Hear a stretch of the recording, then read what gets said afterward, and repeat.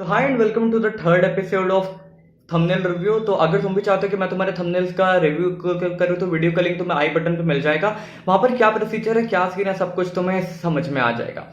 Video में आगे बढ़ने से पहले अगर तुम्हें वेरियस टॉपिक्स पर डाइवर्स वीडियोस देखना पसंद है, स्पिरिचुअलिटी पसंद है, कुछ सीखना पसंद है, कुछ जानना पसंद है, तो तुम मेरे प्राइमरी चैनल को जाकर चेक कर सकते हो। उसका लिंक तुम्हें पिन कमेंट पे मिल जाएगा। तो आज की थंबनेल मेरे खुद के दोस्त ने भेजी है, तो उसका रिव्यू मैं करने वाला हूँ। तो फटाफट चलते हैं थंबनेल पर।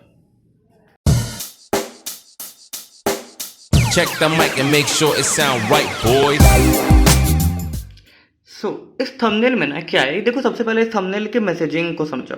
और वो मैसेजिंग ये है कि तुम इस बुक का रिव्यू कर रहे हो, जो बुक किस बारे में बात करती है कि what is the right time to quit. ठीक है, तो इस बुक से हमें क्या पता चलता है कि what is the right time to quit. तो इस थंबनेल का मैसेज भी सेम है कि हम इसमें ये बता रहे हैं कि हम इस बुक का रिव्यू कर रहे हैं, जिसके थ्रू हम तुम्हें ये बताएंगे कि what is the right time to quit, right.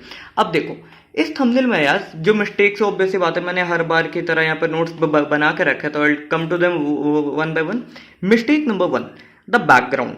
देखो इस बात को समझो, बैकग्राउंड का मतलब क्या होता है। ऑब्वियस चीज जो बैक में है, जो बैकग्राउंड है, ठीक है। और जो चीज बैकग्राउंड है, जो बैक में है, वो फ्रंट में नहीं हो सकता है। अब मैं इतनी कंफ्यूजिंग स्टेटमेंट क्यों बोल रहा हूँ, इस बात को समझो। देखो ये वाला जो तुमने पीला बैकग्राउंड है, ठीक है, इसके ऊपर ये जो टैग है आई क्विट वाला, ये वाला, ये ऐसा लग रहा है कि ये फ्रंट में है, ये फोरग्राउंड में है। इन द सेम सेंस अगर तुम ये देखोगे कि ये वाला जो हाथ है, जो ये पीछे, मैं थोड़ा जूम करके दिखाता हूं, ये जो हाथ है ये ब्लर है। इसका मतलब क्या, हमें ये फील दे रहा है बड़ी आसानी से कि ये बैकग्राउंड में है।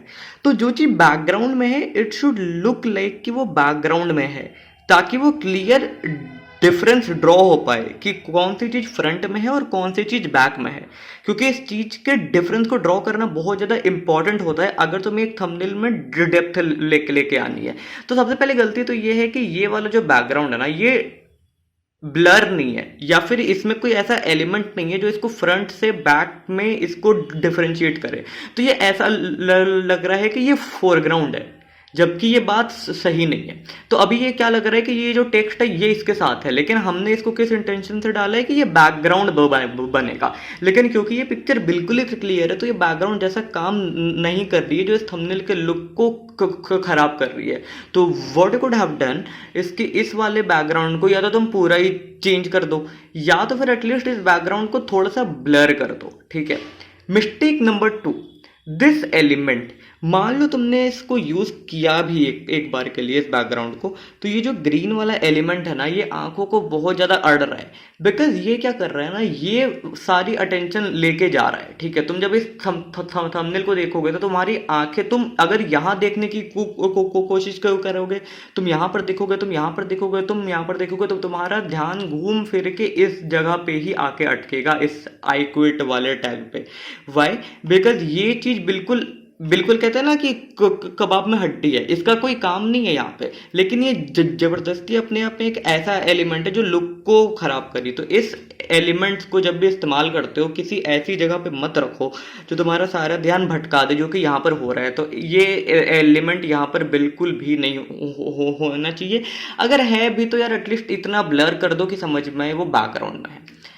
पॉइंट नंबर 3, फॉन्ट की अलाइनमेंट। ये जितने फॉन्ट्स है ना, देखो मैं एक बात को समझो, कोई भी फॉन्ट होता है ना, उसमें बहुत सारी चीजें मैटर करती है। उसका साइज क्या है, उसकी अलाइनमेंट कैसी है, फॉन्ट कौन सा है, उसका कलर कौन सा है, वो कैसे अलाइंड है, कितना टेढ़ा है, कितना ऊपर है, कितना नीचे है, स्पेसेस बहुत ज्यादा मैटर करते हैं। और यहाँ पे एक बात समझो ना, ये तुमने सबको एक जैसा लिख दिया, तुमने यहाँ पर इस क्विट को बड़ा करने की कोशिश की है, but at the same time it's, क्योंकि सेम फॉन्ट में है सब कुछ, तो एक तो यहाँ पर जो ये बैड स्पेसिंग क्रिएट हो गई, इसका कोई सेंस नहीं है। ये जो टाइम से लेकर राइट तक ये वाला जो बैड स्पेसिंग है, यहाँ से लेकर यहाँ तक, ये बहुत ज्यादा इनकम्प्लीट फील दे रही है। ऐसा लग रहा है कि यहाँ पर एक इनकम्प्लीटनेस है, फुलफिलमेंट वाली फीलिंग नहीं है। तो मैं एक बार तुमको दिखाता हूँ कि तुम इसको कैसे लिख सकते थे। तो मान लो इसको मैंने एक न्यू कॉपी ली, मैं तुम्हें सेम फॉन्ट लिख के दिखाता हूँ।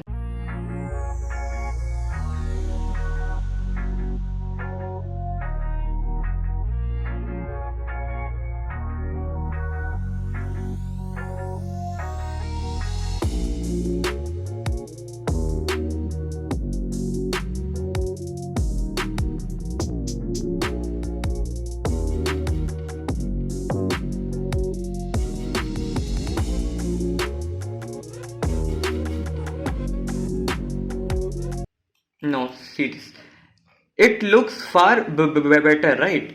तो तुम फॉन्ट्स को कैसे अलाइन करते हो? जैसे यहाँ पर हमें टू की बहुत ज्यादा नीड नहीं थी, हमें सबसे ज्यादा एम्फेसिस किस पे देना है? क्विट पे और राइट टाइम एक साथ है, तो हमने इसको एक जैसा लिखा। क्यों?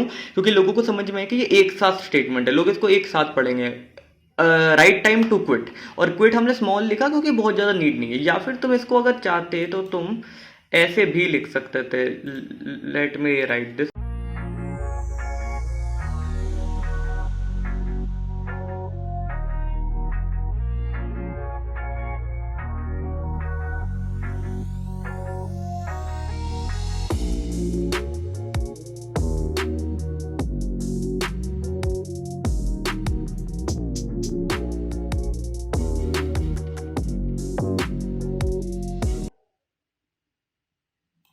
इसको देखो, ये भी देख रहे हो? तो मैंने, अगर तुम इसको इस वे में लिखते, एक तो ये फॉन्ट चेंज हुआ, फॉन्ट भी बहुत ज़्यादा मैटर करते हैं, और फिर ये अलाइनमेंट अच्छे हो गई, टिपोग्राफी अच्छे से हो गई। तो फॉन्ट्स को तुम इन वेज से लिख सकते हो। तो मैंने तुम्हें बता दिया, तुम चाहो तो स्क्रीनशॉट लेके चेक कर लो। और देखो, लास्ट जो गलती है वो ये है कि भाई तुम्हारे इस पे शैडोज जो हैं, ठीक है, ये जो शैडोज हैं, कभी भी शैडो को बनाते हो ना तो इसको ऐसे ओपेक मत रखो, ये है ना, इसको हमेशा ब्लर रखो, ठीक है, इसको हमेशा ब्लर रखो। ओपेक रखते हो तो ये शैडो नहीं बहुत ज़्यादा अनरियलिस्टिक फील देता है, जो कि नहीं होनी चाहिए। इन शैडोज को हम हमेशा ब्लर कर दो, राइट। और एक और मिस्टेक एंड में ये है कि यहाँ पर जितनी भी स्पेसिंग है, ठीक है, ये जो स्पेसिंग्स है, भाई देखो स्पेसिंग ना बहुत ज़्यादा मैटर करती है। तुम यहाँ पे देखो, यहाँ पे जो तुम्हारी स्पेस है ये कम है और यहाँ पर बहुत ज़्यादा है, तो ये सारे ऊपर जाएंगे ताकि इक्वल स्पेसिंग बने, राइट। और स्पेसिंग नहीं होती है तो बहुत ज़्यादा अनस्टेबिलिटी आ जाती है उस थंबनेल में। तो भाई मैंने तुम्हें सारे बता दिए, तुम चाहो तो यहाँ से स्क्रीनशॉट ले लो। बैकग्राउंड में गलती थी, वो iQuit का एलिमेंट बहुत था, फॉन्ट्स में गलतियाँ थी, साइज में, पैक स्पेस है, सब कुछ, और शैडो में गलती थी। तो दीज वर द 5 मिस्टेक्स जो मुझे मिले। आई होप तुम इसको इम्प्रूव करके यूज कर लोगे। Do hit the like button if like the video. अगर तुम भी चाहते हो कि मैं तुम्हारे थंबनेल्स का रिव्यू करूं तो तुम मुझे मेल कर सकते हो aryanrock1601@gmail.com पर, या मुझे डीएम कर सकते हो इंस्टाग्राम पर @humanrn पर। सो that is it for this video. I'll see you in my next one. Thank you and bye.